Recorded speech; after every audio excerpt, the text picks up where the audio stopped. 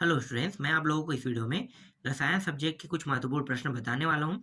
ये आपके वार्षिक पेपर के लिए बहुत ही जरूरी प्रश्न है। तो ये वीडियो जो है कक्षा 12वीं वालों के लिए है। तो देख लेते हैं प्रश्न कौन कौन सा है। तो देखो, यहाँ पे एक दिया हुआ है, मोलल क्वथनांक उन्नयन स्थिरांक क्या है, इसके विलेय के आणविक द्रव्यमान से क्या संबंध है। ठीक है, इसका उत्तर भी देख लेते हैं। तो मोलल क्वथनांक उन्नयन स्थिरांक प्रयोगों के आधार पर यह पाया गया है कि क्वथनांक में वृद्धि विलेय की मोललता के समानुपाती होता है, जिसे हम अणु संख्या गुण, जिसके लिए सूत्र उपयोग करेंगे डेल टी बी अनुक्रमानुपाती एम। ये पहला हमारा समीकरण रहेगा। जब हम अनुक्रमानुपाती को हटा देते हैं तो उसके जगह में आ जाता है बराबर आ जाएगा, और आपको वहां पे के भी ले लेना है। ठीक है, तो बराबर और के भी आ गया, तो इसको हम नाम दे देते हैं, दूसरा समीकरण नाम दे देते हैं, जिसमें एम विलयन की मोललता अर्थात 1 kg या 1000 ग्राम विलायक में विलेय के मोलों की संख्या है। और जो के बी है उसको हम क्या कहते हैं, के बी को हम कहते हैं मोलल क्वथनांक उन्नयन स्थिरांक बोलते हैं, या उसे हम कहते हैं मोलल क्वथनांक मापी स्थिरांक भी कहते हैं इसे। अब ये जो एम है उसके जगह पे हम क्या रखेंगे, एक रख देंगे। समीकरण 2 में एम के जगह में एक रख देंगे, तो एक आने के कारण क्या होगा, एम तो एक बन गया, तो बचेगा क्या, डेल टी बी अपान सॉरी इक्वल के बी, बस बचेगा। इसको हम समीकरण 3 नाम देते हैं। अतः मोलल क्वथनांक उन्नयन स्थिरांक के बी को इस प्रकार परिभाषित कर सकते हैं। अब यहाँ पे उन टॉपिकों पे चर्चा कर लेते हैं जिन टॉपिकों से आपको यहाँ पे आधार मिलेगा। जैसे कि अतः मोलल क्वथनांक उन्नयन स्थिरांक के बी को इस प्रकार परिभाषित भी कर सकते हैं, कह रहे हैं, मतलब परिभाषित करना है हमें। तो मोलल जो क्वथनांक है उन्नयन स्थिरांक एक मोलल विलयन का मतलब क्या होता है, एक विलयन का मतलब होता है कि ये जो 1 ग्राम जो है ना विलेय, 1000 ग्राम विलायक में विलेय किया गया हो, ये कहना चाहता है। इसके लिए क्वथनांक उन्नयन भी क्या होगा, बराबर होगा। इसके बाद जो क्वथनांक में उन्नयन द्वारा विलेय का आणविक द्रव्यमान है वो क्या होगा, उसको हमें ज्ञात करना पड़ेगा। तो क्वथनांक में उन्नयन द्वारा विलेय का आणविक द्रव्यमान ज्ञात करना है। तो ज्ञात कैसे करोगे, तो ज्ञात करने के लिए क्वथनांक में उन्नयन मतलब जो डेल टी बी है इसी का हम क्या करेंगे, प्रयोग करेंगे। तो प्रायोगिक निर्धारित करके अवाष्पशील विलेय का आणविक द्रव्यमान ज्ञात किया जा सकता है। किसी अवाष्पशील विलेय के विलयन के लिए डेल टी बी बराबर के बी एम, ये पहला समीकरण रहेगा। ठीक है, हम शुरू में चले जाते हैं। शुरू में पहला समीकरण, जो दूसरा समीकरण था वो यहाँ पे पहला पहला समीकरण बन रहा है। फिर क्या करेंगे, फिर इसके बाद जो डब्ल्यू बी दिया है ना, इसको हम कुछ मान लेते हैं, मतलब डब्ल्यू बी माना हमने, और ग्राम अवाष्पशील विलेय डब्ल्यू ए ग्राम विलायक में घुला है, तथा विलेय का आणविक द्रव्यमान एम बी है। अतः विलयन की मोललता विलेय के मोलों की संख्या गुणित 1000 अपान विलायक का द्रव्यमान ग्राम में दिया हुआ है। अब ये सूत्र हम उपयोग करेंगे। विलेय में मोलों की संख्या को डब्ल्यू बी अपान एम बी से दर्शाते हैं, और गुणित क्या है 1000 उसके साथ, और विलायक का द्रव्यमान को डब्ल्यू ए से दर्शा रहे हैं। तो इसको जब हल करेंगे तो मोललता जो है वो कितना प्राप्त होगा, डब्ल्यू बी गुणित 1000 अपान एम बी गुणित डब्ल्यू ए प्राप्त होगा। इसे हम दूसरा समीकरण नाम दे देंगे। ठीक है, अब क्या करने वाले हैं, समीकरण 2 से जो मोललता है एम का मान समीकरण 1 में रखने पर, तो समीकरण 1 में रख देंगे। तो देखो करना क्या है, बस समीकरण 1 में आपको क्या करना है, रखना है एम का मान, और कुछ नहीं करना है। ठीक है, तो एम के मान को रख दो, तो उसके बाद जो हल होगा वो आपको कुछ इस प्रकार से प्राप्त होते हुए दिखाई देगा। ठीक है, तो ये डब्ल्यू टी था, यहाँ पे रख दिया। अब यहाँ पे क्या करेंगे, यहाँ पे सिर्फ एम बी को रखेंगे, ये डब्ल्यू टी यहाँ पे आ जाएगा। ठीक है, जहाँ पे एम बी था वहां पे क्या आ गया, डब्ल्यू, एक सेकेंड, कहाँ पे है, एम बी था, वहां पे क्या है, डेल टी बी बस आ जाएगा। ठीक है, ये हो जाएगा। तो इस तरह से इसका उत्तर निकल गया। ठीक है, 3 नंबर के प्रश्न हैं, बड़े बड़े प्रश्न रहेंगे। चलो आगे देखते हैं, और मैं आपको बहुत सारे प्रश्न अभी बताने वाला हूँ। इसमें तो वीडियो बहुत लंबा चौड़ा बनने वाला है, उतना लंबा नहीं बताऊंगा मैं आपको, कुछ में प्रश्नों का उत्तर दिखा दूंगा। ठीक है, जो आने वाले हैं वही प्रश्नों को हम लोग देख रहे हैं, संभावना बहुत ज्यादा है इसके आने की, इसलिए वो सारे प्रश्न देख रहे हैं जो आ सकते हैं। ठीक है, यहाँ पे 12वां प्रश्न देखो, अभिक्रिया की आणविकता और अभिक्रिया की कोटि में 3 अंतर लिखिए, कह रहा है। तो यहाँ पे जो आणविकता है और अभिक्रिया की कोटि है। ठीक है, तो यहाँ पे 3 अंतर लिखना है। यहाँ पे बहुत सारे दिया हुआ है। तो अभिक्रिया में भाग लेने वाले कुल अणुओं की संख्या है, जबकि अभिक्रिया में भाग लेने वाले उन अणुओं की संख्या है। यह केवल सैद्धांतिक पद है, इसमें इसे प्रयोग द्वारा कर सकते हैं। इसका मान 0 नहीं होता है और इसका मान 0 होता है। 3 याद करना है, ज्यादा नहीं। ठीक है, क्योंकि 3 नंबर के प्रश्न है तो 3 नंबर के ही हिसाब से आपको याद करना पड़ेगा। इसके बाद देखो, ये जो है अधिशोषण से है और अवशोषण से दिया हुआ है। अधिशोषण और अवशोषण के टॉपिक को भी आपको याद करना पड़ेगा। ठीक है, तो इसको मैं पढ़ के नहीं बता रहा हूँ, तीन ही इसमें याद करना है, आप लोग याद कर लेना। ठीक है, इसमें एक एग्जाम्पल भी दिया हुआ है। इसके बाद देखो 14वां प्रश्न, लोहे के निष्कर्षण में प्रगलन विधि में प्रयुक्त वात्या भट्टी का नामांकित चित्र बनाइए व इसके होने वाले रासायनिक अभिक्रियाओं को लिखिए कह रहा है। तो यहाँ पे सांद्रण, निष्पादन और प्रगलन तीनों को आपको लिखना है ना। तो यह पहले तो वात्या भट्टी का चित्र बनाना है। तो देखो, वात्या भट्टी में होने वाली रासायनिक क्रियाएं हैं, जो क्रिया हो रहा है वो देख सकते हो इस प्रकार से। अब आपको मेन जो टॉपिक है वो बनाना है चित्र। तो चित्र को दिखा देते हैं। ये रहा पूरा चित्र, वात्या भट्टी का नामांकित चित्र है। ये पूरा आपको देखना है, कहाँ से क्या होता है, कहाँ से क्या निकल रहा है, तापमान कितना है। तो ये तापमान को दर्शा रहे हैं। ऊपर में सबसे कम तापमान, उससे ज्यादा इसके बाद, इससे ज्यादा ये, इससे ज्यादा, और सबसे नीचे में सबसे ज्यादा तापमान होता है। और यहाँ से क्या डाल रहा है, कच्चा पदार्थ डाल रहा है, जैसे चूना पत्थर, कोक है ना, यहाँ से डाला जाता है। और यहाँ पे क्या होगा, ये पहला जो है दोहन कप है ना, और यहाँ से क्या निकल रहा है, भट्ठी गैस निकलता है, सबसे ऊपर में भट्ठी गैस। तो हर चीज यहाँ पे बताया हुआ है। गर्म वायु, यहाँ पे धातु मल निकलता है, या पिघला हुआ कच्चा जो माल है वो यहाँ से निकलता है। ठीक है, यहाँ पे ऊपर जाने पर देखो, यहाँ पे ट्वियर लिखा हुआ है, आयरन एवं धातु का गलन होता है यहाँ पे। तो ये हर एक चीज जहां जहां पे लिखा है वैसे ही आपको क्या करना है, याद करना है, चित्र बना के याद कर लेना।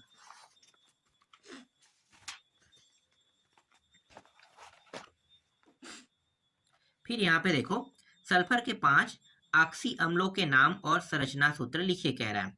तो देखो, सल्फर के एक तो सल्फ्यूरिक अम्ल है, और एक है क्या है, थायोसल्फ्यूरिक अम्ल है। ठीक है, ये आपको बना के बताना है। चलो 16वां प्रश्न देखें। 16वां प्रश्न में देखो क्या बताना है भाई। 16वां प्रश्न में अमोनिया के निर्माण की हैबर विधि निम्न बिंदुओं में वर्णन कीजिए। जैसे सिद्धांत व समीकरण है, नामांकित चित्र, कोई दो उपयोग कह रहा है। तो सिद्धांत देख सकते हो, ये सिद्धांत की प्रक्रिया है, कुछ इस प्रकार से है। और अभिक्रिया जब कराओगे तो अभिक्रिया को आपको कुछ इस प्रकार से लिखना है। और फिर चित्र और विधि, मेन तो हमारा होता है हमेशा चित्र। ठीक है, तो चित्र पे चर्चा कर लेते हैं। देखो, चित्र यहाँ पे है, चित्र ये रहा। और चित्र के द्वारा यहाँ पे देखो कैसे कैसे क्या करना है। ये N2 है, यहाँ पे H2 है। ठीक है, इसमें एक आयतन है, इसमें 3 आयतन है। अब ये पंप से क्या हो रहा है, यहाँ से जा रहा है ना, तो इससे संपीड़न होते हुए यहाँ पे उत्प्रेरक 700 और ये सब हो रहा है, प्रक्रिया हो रहा है। फिर यहाँ से फिर निकलेगा अमोनिया, फिर यहाँ पे संधारित होके यहाँ पे N2 और H2 के दो अणु प्राप्त होने लगेगा। ठीक, अब इसके दो उपयोग यहाँ पे देख सकते हैं, रेफ्रिजरेटर तथा बर्फ खानों में प्रशीतक के रूप में और नाइट्रोजनीकरण उर्वरक जैसे यूरिया, अमोनिया सल्फेट आदि बनाने में भी किया जाता है। नेक्स्ट प्रश्न है, देखो इसको देखते हैं। यहाँ पे उप सहसंयोजी यौगिक में निम्न को समझाइए कह रहा है। एक तो आयनन समावयता दिया हुआ है, एक है हाइड्रेट समावयता दिया हुआ है। ठीक है, तो दो दिया हुआ है। तो देखो, आयनन समावयता क्या होता है, समवायी का स्टोकियोमेट्री संगठन एक ही होता है, परंतु विलयन में उसकी प्राप्त होने वाले आयन भिन्न प्रकार के होते हैं। ऐसे समावयी आयन समावयी कहलाते हैं। ठीक है, इसमें उदाहरण भी दिया हुआ है, तो उदाहरण को आप लोग देख लेना। चलो यहाँ पे देखो, उसके बाद और अन्य उदाहरण है। सब उदाहरण को याद नहीं करना है, एक उदाहरण याद करना है इसमें से। ठीक है, और यहाँ पे इसके बाद देखो दूसरा जो टॉपिक है वो है हाइड्रेटेड समवायता है ना, तो इसमें भी एक एग्जांपल दिया है, एक ही एग्जांपल को याद करना है। ठीक है, अगर इसमें 2-4 एग्जांपल दे दिया है तो आपको सबको याद करने की जरूरत नहीं है। इसके बाद देखो 18वां प्रश्न। 18वां प्रश्न में क्या दिया है, एल्किन हैलाइडो में नाभिक स्नेही प्रतिस्थापन की SN1 अभिक्रिया की क्रियाविधि उदाहरण सहित समझाइए कह रहा है। तो क्रियाविधि को उदाहरण सहित क्या करना है, बताना है। ठीक है, तो चलो देखो यहाँ पे क्या क्या बताना है। यहाँ पे देखो, एक तो है न्यूक्लियोफिलिक प्रतिस्थापन अभिक्रिया है, और दूसरा क्या है, SN या एकाणुक क्रियाविधि दिया हुआ है। दोनों को आपको देखना है। ठीक है, इसके बाद इसका जो कुछ हिस्सा है वो आपको यहाँ पे देखने को मिलेगा। ठीक है, ये हिस्सा है एग्जाम्पल के साथ दिया हुआ है। तो इसको भी आपको पूरा का पूरा पढ़ना है। मैं उत्तर दिखाते जा रहा हूँ, सभी प्रश्नों को उत्तर अगर मैं आपको बताते जाऊंगा तो वीडियो जो है कई मतलब घंटों से भी ऊपर हो जाएगा। इसलिए आपको मेहनत खुद करना है, पढ़ाई भी आपको खुद करना है, याद भी आपको खुद करना है, मतलब सब चीज आपका ही रहेगा। सिर्फ मैं आपको ये बता सकता हूँ कि ये प्रश्न इंपॉर्टेंट है, ये बहुत ज्यादा चांस है आने की। ठीक है, तो यहाँ पे आप देख सकते हो 19वां प्रश्न, प्राथमिक द्वितीय एवं तथा तृतीयक एल्कोहल में विभेद लुकास अभिकर्मक द्वारा कैसे करेंगे समझाइए कह रहे हैं। तो लुकास परीक्षण यहाँ पे दिया हुआ है, ठीक है, बस पूरा याद कर लेना है। यहाँ पे एक टॉपिक और दिया हुआ है, न्यूक्लिक अम्ल क्या होते हैं, इसके 2 महत्वपूर्ण कार्य लिखिए गए। तो इसका भी उत्तर आप देख लो। ठीक है, 10 मिनट का ऐसे ही वीडियो हो चुका है। मुझे पता है मैं अगर समझाऊंगा तो आप लोग वीडियो ऐसे ही नहीं देखोगे। तो जो जो प्रश्न का उत्तर है जितना दिखाया जा रहा है कम से कम उसको रटते चलो। ठीक है, यहाँ पे कार्य विधि ये रहा कार्य है। अब यहाँ पे 21वां प्रश्न देखो, निम्नलिखित बहुलकों को बनाने वाले एकलकों के नाम लिखिए कह रहा है। ठीक है, तो यहाँ पे आप देख सकते हो। ठीक, यहाँ तक हो गया। चलो अभी तो और प्रश्न है, बहुत सारे हैं। इसके बाद है ज्वरनाशी क्या है, उदाहरण 2 उदाहरण दीजिए कह रहा है। ठीक है, तो ये ज्वरनाशी, इसके 2 उदाहरण देख सकते हो, ये दोनों एग्जाम्पल है। और ये 23वां प्रश्न है, अर्धचालक क्या होते हैं। ठीक है, एन टाइप पी टाइप अर्धचालकों को समझाइए कह रहा है। तो देखो ये रहा, और एन पी प्रकार के जो अर्धचालक है उसको देखने हैं। तो देखो एन प्रकार के अर्धचालक में आपको ये पूरा याद करना है, और पी प्रकार के अर्धचालक में ये याद करना है। इसमें एक अथवा प्रश्न भी दिया है, उसको भी देख लेते हैं। देखो निम्न यहाँ पे दिया हुआ है, को समझाइए कह रहा है। इस तरह से 2 है, तो फ्रेंकेल दोष यहाँ पे दिया हुआ है। ठीक है, इसको देखना है, ये रहा इसका चित्र। और एक है शॉर्ट की त्रुटि है ना, उसको भी देख लेते हैं।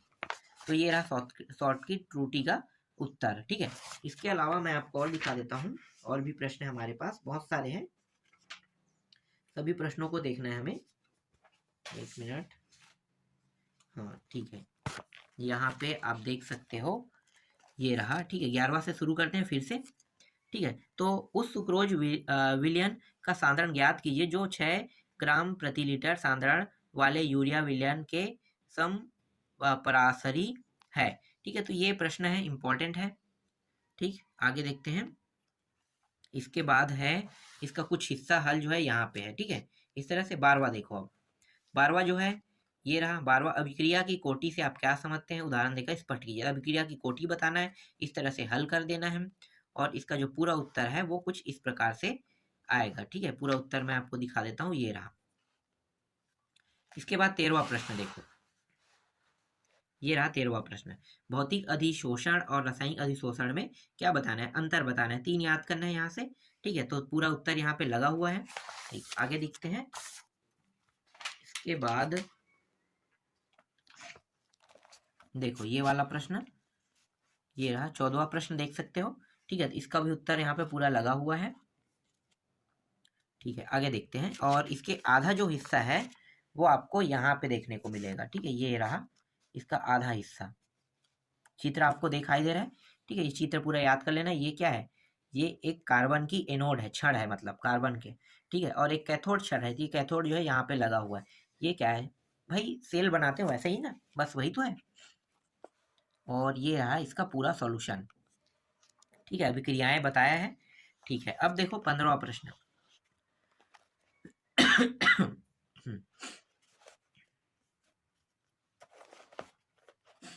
15वां में क्या दिया हुआ है, अंतर हेलोजन यौगिक क्या होते हैं, किन्हीं 2 अंतर हेलोजन यौगिक की संरचना दीजिए कह रहा है। संरचना बताना है। ठीक है, ये देख सकते हो, ये रहा। ठीक है, ये पूरा आपको लिखना है, ये संरचना नहीं है, संरचना मैं आपको अभी बताने वाला हूँ।